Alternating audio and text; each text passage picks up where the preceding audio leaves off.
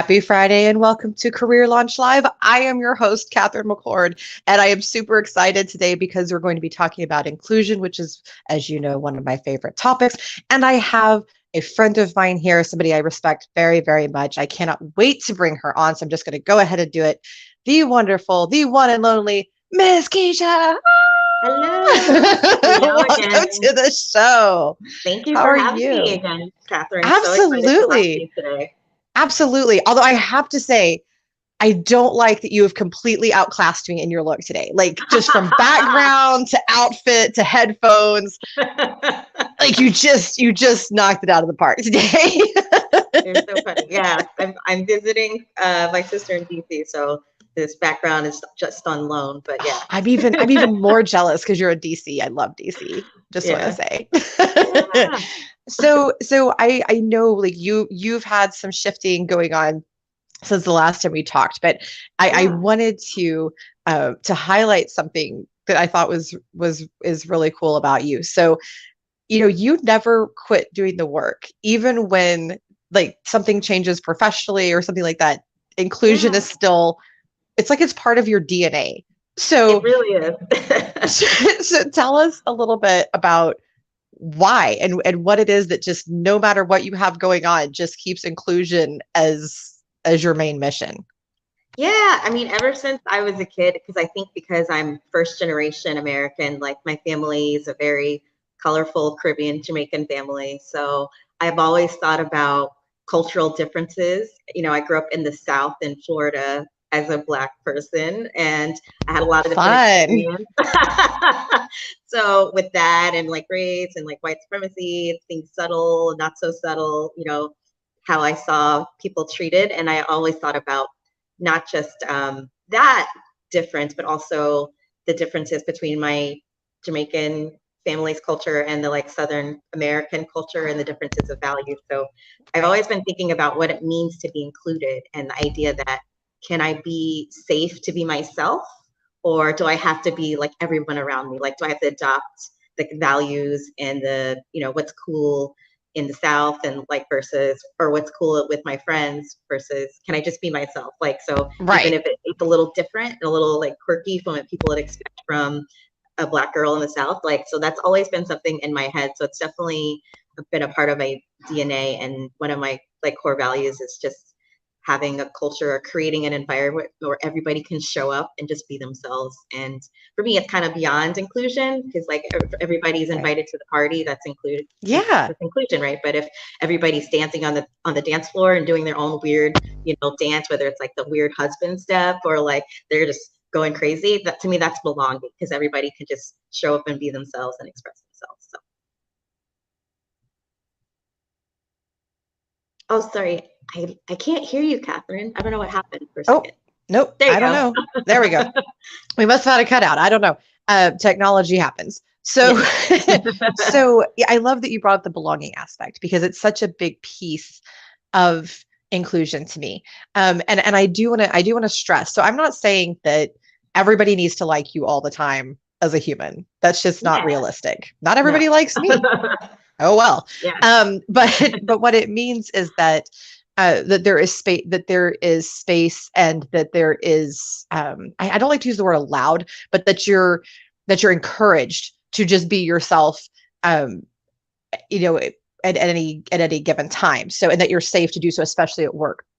And I want to touch on something too, because you talked about that, yes, racial inclusion is very important, but it's not the only type of inclusion. So there is inclusion for gender, for LGBTQIA, for neurodiversity, for socioeconomic background diversity, for different culture, for your say it's not just about race, but where are you from and your culture, and religious diversity, and all kinds of beautiful, wonderful diversity. And in fact, it's become physical diversity. I don't want to leave that out. So it's become really interesting to me to have these conversations with people and to have them realize that, oh my gosh, I actually do belong to a diversity group. I never knew this about myself. And to realize that inclusion really does encompass everybody. Right. Yeah. I mean, everybody. Like you said, it's not just what you can see. It's, I feel like what makes the core identity of every human soul is what you can't see. So it's like their personality, like what are their work preferences? Are they an introvert or extrovert? Because, you know, their needs for being productive in the workplace, if you want to anchor it back in the workplace, you know, scenario, are going to be different. Some introverts love remote work.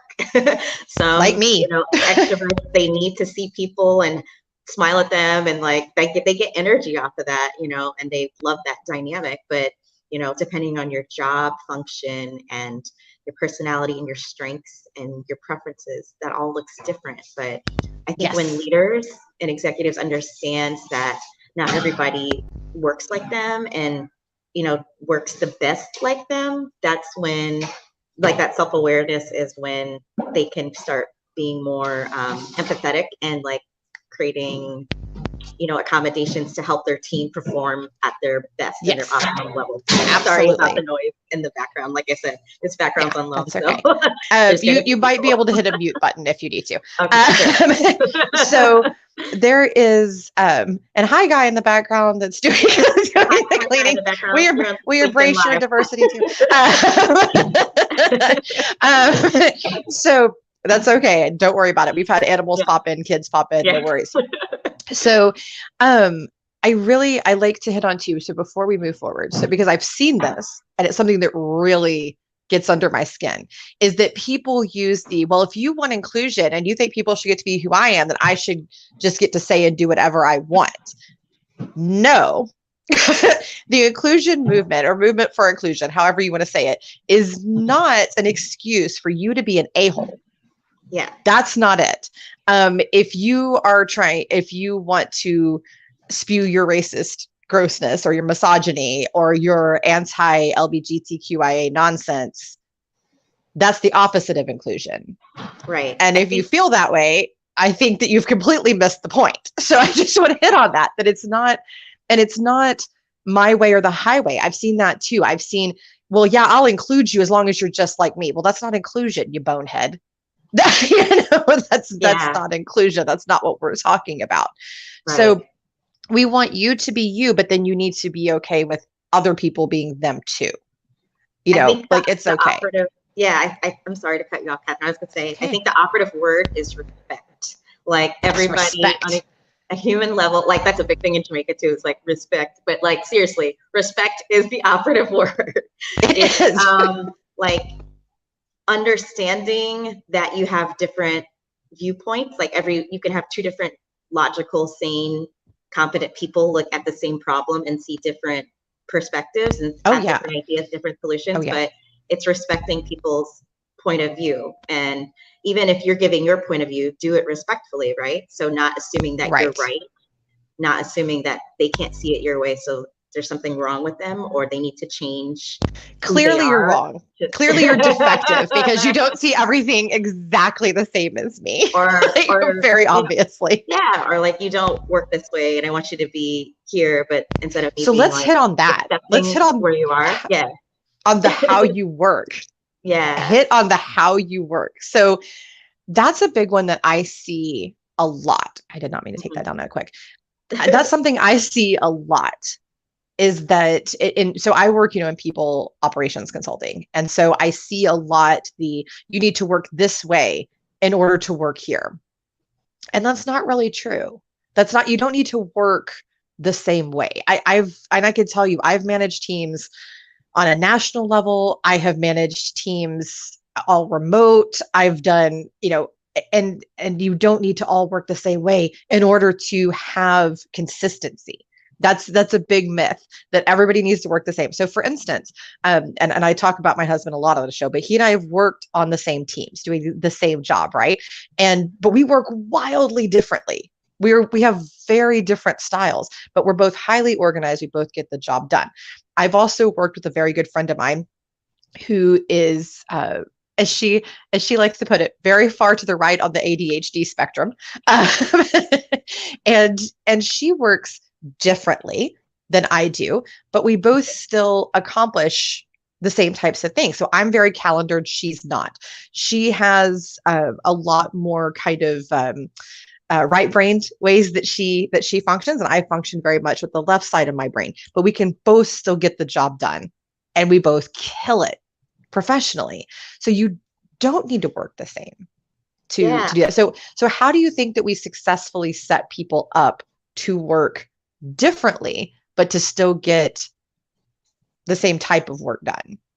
Well, if you're coming at it as like an employee, like maybe your associate level or entry level, I think it starts with having an understanding and being like really self-aware of what works for you and what doesn't, and then volunteering that information to your manager and your director, VP, if they don't ask you proactively. Because I've been in some orgs and they start off with a personality test and they see, okay, you're more of a persuader, or you're high in accommodations, or you're more task-oriented kind of a worker, or you're more of a project-oriented kind of worker.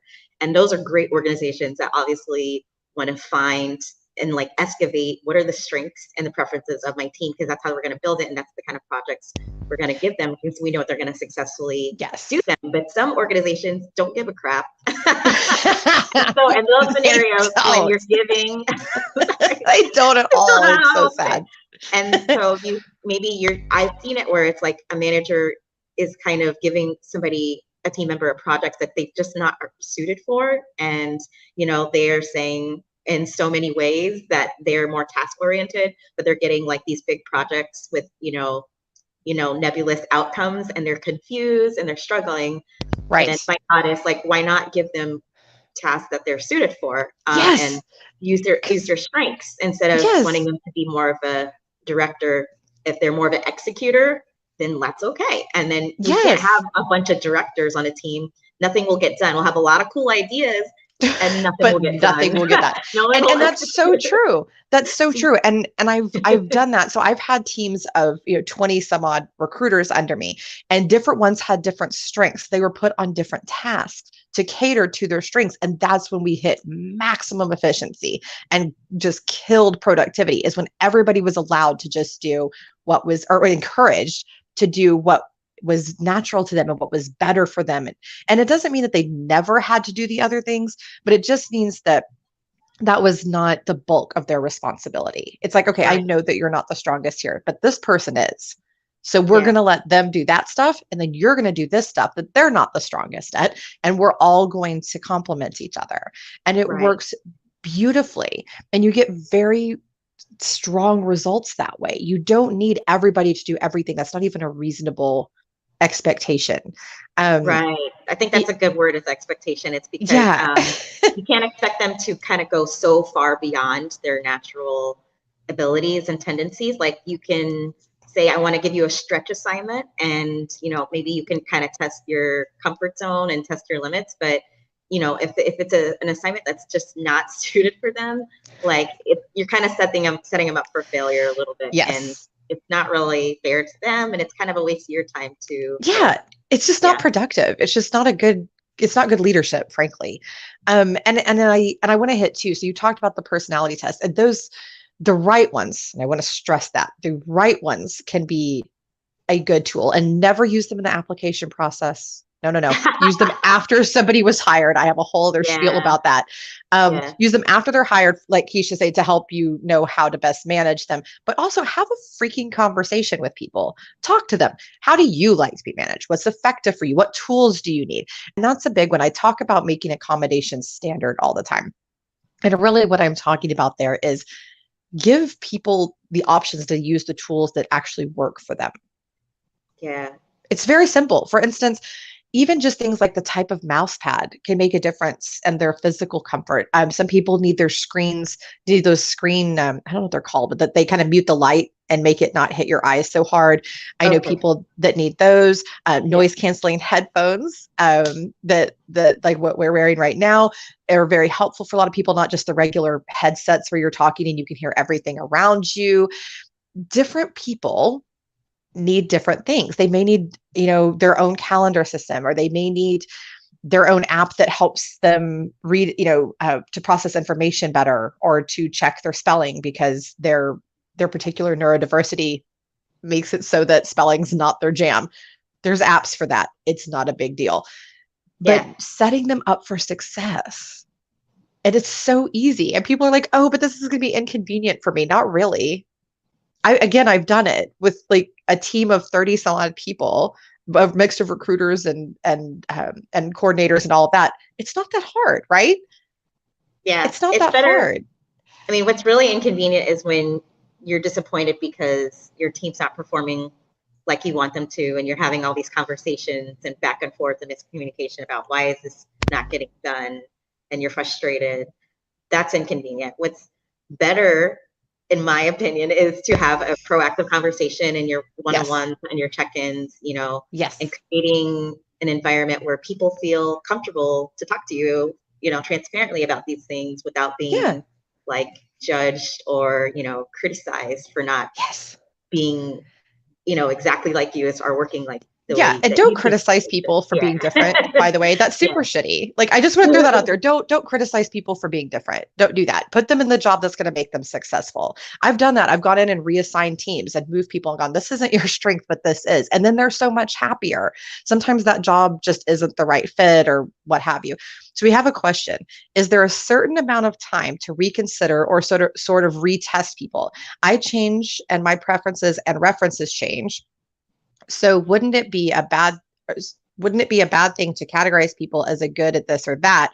Or is this when you expect them? Or so I get what she's saying. So basically, is that just it for life? Oh God, no. No. Because as you evolve, in different cycles of mine. So one of my several neurodiversities, the one that I talk about the most, is my bipolar disorder.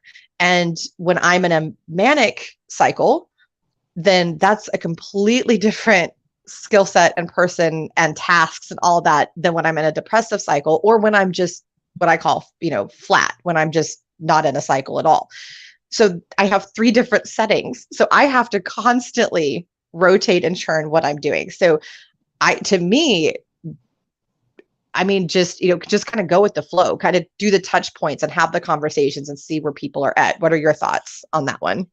Yeah, I think it's a nice icebreaker when you're first have a new team member on, and as a manager, you could ask them to do an assessment, or if it's like a company-wide thing, like culture index or something like that, maybe it's a consistent part of onboarding. But after that, just having continuous conversations with your direct reports, like I would try to have regular check-ins, like maybe once a week with different people on my team, for example. And those are always opportunities to check in with folks, being like, how are you doing? Do you need help with anything? Like, are you stuck on anything?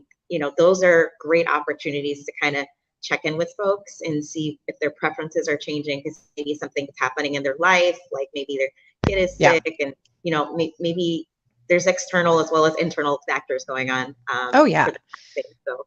And I also want to take this moment, because you mentioned the external and internal factors. So part of inclusion is also not getting nosy. I've been seeing a lot of this in the application processes, like we're going to start there because I'm seeing it so much there. I'm seeing application processes that ask your sexual preference, just no, that ask what your specific disability is. No. First of all, for legal reasons, no to these things. But also just, ew, that is entirely too invasive.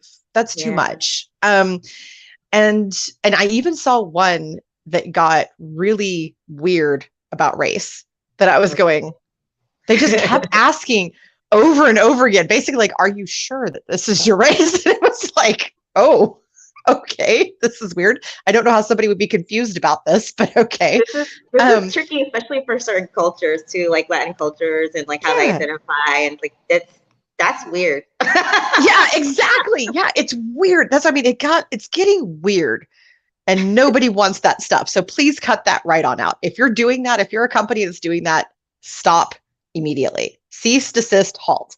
But then also, as you're working with someone, I just commented on a post recently that had a lot of great ideas in it, but the one flaw to their idea was that they wanted managers to kind of help assess what might be wrong with somebody. And the idea was to help them get treatment or get the accommodations that they need. I'm like, no, we don't need all that. But what we do, so you don't want to ask somebody like, oh, is there something going on with you mentally? Is there something happening with you physically? These are not questions that you should be asking. Ask, you know, hey, what's going on? How can we help? What can we do to be helpful? What are some other kind of ways that you would word these questions so that you're not asking TMI? It's not one of those, as Sydney put it put it on the last show of, I don't know you like that. Like, we don't want that, right? So Yeah. so what are some other ways that you would kind of word some of these conversations with somebody who might be struggling, or that you're just not really sure what's going on with them? Yeah, I think you put it beautifully. Like, is everything going okay? Or if like, is everything on track with your projects? If not, how can I help? Like, usually my go-to is like, how can I help? Or is it like, that was one of my consistent check-in questions with my people on my team. It's like, at the very end, is there anything I could do to help you with your goals right now or with your current projects? You know, just let me know. Like, you could, but if it's something, you know, outside of work, which is usually sometimes the cause of some kind of slowdowns in productivity, you know, I could ask more pointed questions like, you know, you seem tired, is everything okay? Or like, I saw that you're having some trouble coming in, you know, or logging in, like, is everything going okay? That kind of thing. Very general. Very general. Don't get nosy. Let them tell you whatever they're comfortable telling you. Sometimes it's not something that they want to share. And that's not personal. It doesn't mean you're failing as a manager. I want to hit on that too. Sometimes people like me, I'm not an open book with people all the time. That's exhausting for me. So I may tell you something one day and not another, or I may just never tell you something, and it's nothing against you or our relationship. That's just how I've chosen to process that. And I do want to hit too on the data aspect, because that's come up a lot, is, you know, oh, well, I can see where companies want to know these things because then they know if they're being inclusive. Okay. So you may or may not know about me, if you're watching this show, that I have actually developed an applicant tracking system, designed, had it built out, whole thing. And you don't need this data the way that it's being collected. Now, I do think that data is very helpful. So what I chose to do is we did it in a completely anonymous way. So it's not tied to your application or to your employee file after you've been onboarded, but there are anonymous surveys that go out and collect this data. And it's made very clear that it will not be associated. Nobody will ever know who you are. This is why we're collecting it. And it gives people the option at that point. And in the applications that I'm talking about, there's no choice. You've at least got to respond, even if it's, I prefer not to answer, which, by the way, has not been an answer on all of them. There were some that actually forced you to pick what your sexuality was, or this other thing, which was, again, super creepy. So anonymous, if you're going to do it, I would say, is the much better way to do it, because it does start to get discriminatory, and you don't need a lot of this data. It can be, just look at your team. Is your team diverse? Does your team have all the different diversities? Does everyone feel okay? Poof, there you go. But it can be helpful to help you get there. So what are some of the lines that you find, and what are some of the ideas that you have to kind of balance the data with not making people feel grossed out? So some things I've seen at some of like the startups or tech startups that I worked at, you know, you could have a paid platform like MTrain, or I've seen even just people do Survey Monkey or Google, you know, survey. And but the fun part is after you collect that data, and it was anonymous, is trying to interpret it and figure out how to like implement change. That was the fun part. So I remember I was like on a DEI committee with one tech startup, and we were looking at all the data and figuring out, okay, certain people definitely don't feel comfortable or very unhappy. So like, how do we actually address that? Like, some of them are kind of like, seem like outliers, you know, compared to the vast majorities. And, you know, like, what are the themes that we're seeing that we might need to address? Like, oh, there's not a lot of women, you know, executives, and people are feeling uncomfortable about that, or like it looks like there's lack of upward, you know, mobility and moving up, or things like that. So, but yeah, I've seen surveys of all forms, and but it was anonymous. Always anonymous, and always after you were hired. It wasn't like a Yeah. So yeah, it should always be after you're hired. And in my opinion, it should always be anonymous. That's just the only way for people to feel really comfortable. Now, if you want to further conversations, you can invite people to a Zoom to discuss the results. That way, they're also not outed as to what their answers were, but they're still there to discuss and to be part of the conversation. And I also want to hit on something else. Make sure that when you're asking this information, that it's actually inclusive. So another thing that I've noticed on almost every application actually is that there's not an option for people from like the Middle East or things like that. And I'm going, this is a pretty big group of people to just leave out, to just go, oh, well, I guess you don't matter. And there could be whole other groups that you've just completely left out. So make sure you're being inclusive. Also, be careful using that word disability. I've seen that a lot and I don't like it because you're assuming that the person, so you've kind of put them in a predicament. And I've talked to a lot of people about this. It's like, well, I'm not disabled, but I do have one of the conditions that they listed. So I don't even know how to answer this question. Like, I don't know which one's the lie. Okay. And so you want to the way that I did it with mine is to just say, hey, do you identify as neurodiverse, or do you identify as socioeconomic diverse or physically diverse? You don't need to say the word disability. You can, now that could be a separate question, maybe. Maybe you can kind of get that feel for, because I can see why that could be useful. But be real careful with the word disability because it doesn't apply to everybody. Like people that have autism or autistic, whatever their preferred verbiage is, may not feel like they have a disability. Same thing with ADHD, dyslexia, things like that. So I always tell people be very, very careful. It says, I'm curious as to why ageism is not included in DEI. Oh no, it absolutely is. I want to know. It should be. Let me fix that. It should be. It is for me. It's one of the things that we track in my company and in my technology as one of the diversity groups. And I do it starting at 50 and up because so much discrimination has dropped down to even as low as like 45, which is weird. That's not old at all. But so it absolutely should be. I think maybe the better question is, why do so many companies avoid it? What are your thoughts on that? Ooh, that is a tough one.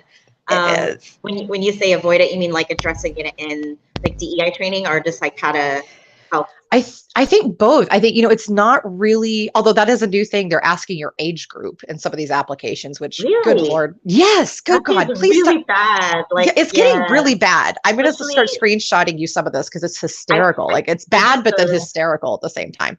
But it's not, I think that ageism, I think it's both, why is it not being taught as part of DEI? And because it is a thing, people are being excluded. And then also the aspect of why isn't it one of the questions? Well, actually people are asking, which is actually not good, but what are your thoughts like in terms of why it's not taught so much? I'm probably, I don't know, because like for me working in tech startups, I know for a fact they tend to hire younger folks. And they say things like, like fast paced, and there's certain words on your JD, on your job description, that can make it sound like it's only for the young and, millennial or Gen Zer. And there's definitely, like, you could Google words to avoid on your job description for sure, to figure out like what are things that sound like it's discrimination against any kind of underrepresented group, including people who are like older. So it's hard to say. I think people like in tech startups, they want to hire young people because they assume they're going to be like tech savvy and like learn things fast, which I debunk all the time. Like I literally taught at the time, she was 87-year-old grandmother, 2 new technologies in a span of 3 days. Okay. I have my mother is in her 60s and learns new technologies all the time. Just countless examples of people. So I'm like, that's such bull hunky. It's just the individual. And I know young people who are technologically just challenged. I like incompetent. Yeah. Challenged, like whatever you want to say. So I'm like that myself sometimes. Like, I know it's not a judgment. MarTech No and like judgment. HubSpot, and then I can't figure out how to like make my screen smaller on my like Yeah, phone. Like, I'm just that's like, what me. am I doing? Like I can't That's what is me. happening? I Yeah, can work all the CRMs, the ATSs, all I can yeah, research like a mofo, but I cannot change the size of my screen. Like it's yeah. very tragic. So I think to this person's point, I think that it's it should be talked about more as part of DE&I. It is talked, ageism is talked about a lot, but not necessarily as part of DE&I very often, but it absolutely should be. It Yeah, absolutely should be. And it's because the whole idea for me is to learn that get your idea of what people can and can't do out of your mind. Don't decide this person can't do this because XYZ. That's one of the dumbest things you can do in hiring or when you're promoting. yeah, It's just silly. Just take it out of your head. Just talk to the individual because everyone is unique. Everyone, and get right. to know them and what they can do and what they think and what their needs are and their abilities, and really have those conversations. It Yeah. really it really is a thing. I mean, it's you can't like there's even just like within, let's say, the neurodiverse community, people have different manifestations of every single diagnosis, and what it looks like for one person, it's not for the other. And it's the Mhm. same thing if you look at even something like race. It's your experience as a woman of color is different than somebody else's. And so Right. it's different for everyone. So when you're interviewing, when you're managing all of that, get to know your humans. That's your job. That is your job. Oh, and stop with the interviewing, making everyone interview the same way. Please stop. Now, interview consistently, get the same information consistently. But if someone doesn't want to hop on Zoom, calm down. Doesn't mean they're going to be bad at their job. If somebody doesn't make eye contact with you, calm down. If somebody answers in a way that's not what you're used to, simmer down. That's part of diversity. Listen to what they can do, Hmm. right? Yeah, Don't be yeah, shitty. You know what? What's the biggest? Just don't be shitty to other humans. Just just yeah. listen and learn them as another human being. Just Right. just accept that this human is different than you and look for differences. Look for Yeah, differences. yeah. Yeah. So true. Yeah.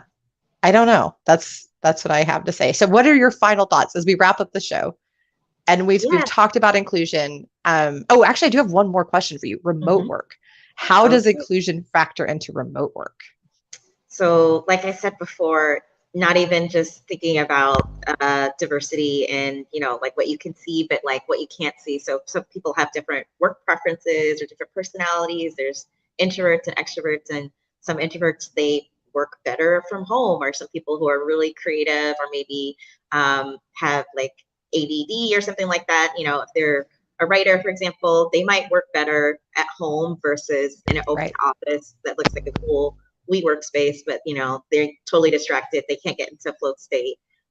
So remote work definitely just makes it's like almost like an accommodation that helps people and helps teams to Yes. diversify very easily. Because one Yeah. of my first jobs was in a place that was based in like Utah, for example. So when I joined, I was one of the first few Black people there, and I realized they were hiring pre-pandemic mostly from their direct area, and it was mostly predominantly white. So when like one time my CEO asked me how we can diversify the team more and get more people of color to apply, Remote. so but they were already doing remote. So like after they kind of like showed my picture on the team, it kind of brought in more applicants that were like people of color. I think it But almost did a little visibility bit. matters. I Yeah, the do it visibility. Yeah. does. Yeah, Yeah. and then Make they were able sure. to. I was gonna say they're able to diversify very quickly because they were doing remote versus like hiring Right. only based on their location. So, Yeah. but I mean, there's other different kinds of people who are like caretakers, people who are working parents.